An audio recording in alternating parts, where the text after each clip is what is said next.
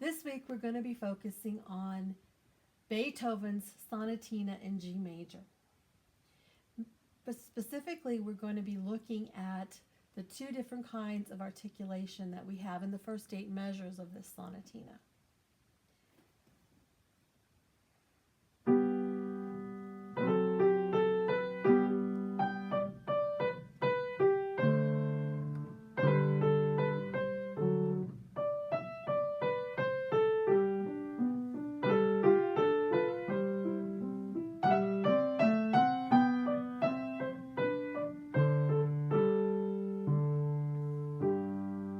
In this first 8 measures, we have the longer slur that's connecting approximately 5 notes, and then we have those little teeny tiny 2-note slurs. The longer slurs need to be played with a very steady fingers into the keys, shifting your weight from one note to the next. No bouncing, no up and down. So as you drop into the first note, now you're just shifting your weight to the next one, to the next one, to the next. Then now you get to roll up. So every one of those long slurs, this is measure 4.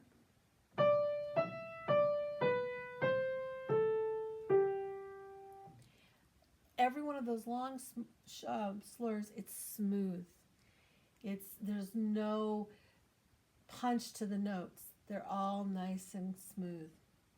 Then we have those little 2-note slurs that once by a teacher of mine, he called them little darlings. And that's because we play them the way we say darling. We put the emphasis on the first syllable and the second syllable is very soft. And that's how we have to play a 2-note slur. The way we do that is by the drop of our hand. So we drop into the first note, and our arm and our hand, they weigh a lot more than our little finger does. So we play the second note as we're bringing up, down, up, down, up, and shift.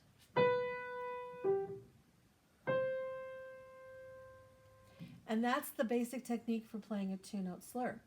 If you look at measure 7, where he does the same thing, starts the same thing, but Beethoven, being Beethoven, I was in a master class one time, and it was brought out, the little tiny attention to detail in this measure, it shows the genius of Beethoven per this master teacher. And he talked about any other teacher, such as any other composer, classical composer, would have just written the same thing.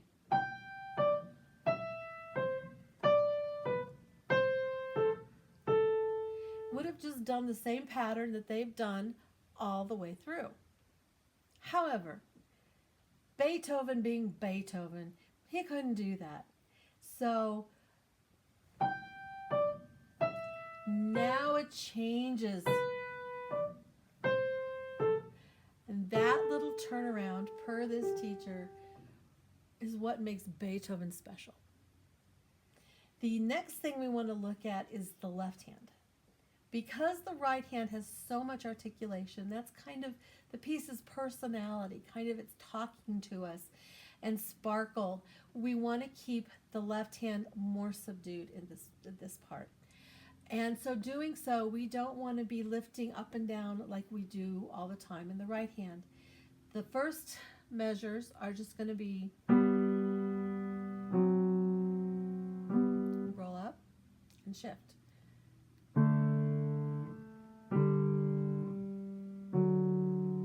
Up.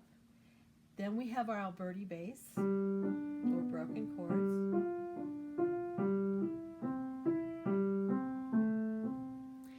The last 2 measures, a lot of editions don't have any slur over these quarter notes, but my students slur them. We don't want extra, way too much stuff. Takes away from that magical little spot that we want to bring out that makes this piece so Beethoven. So the left hand is just literally connected quarter notes. And see see as I play that low note, I shift my hand down. I don't wait till it's time. I don't hold my hand there. I bring it down. Get it right over the G, and then again, move. So you're always moving ahead of time. You're always knowing where you're going, and you're moving those fingers and those hands so that they're over the note when it's time to play. So if we put this last two measures together, it's down, up,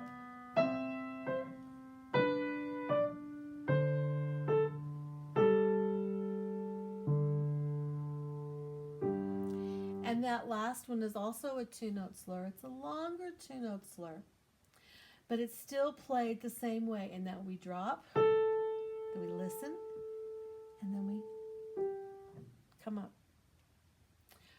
So, again,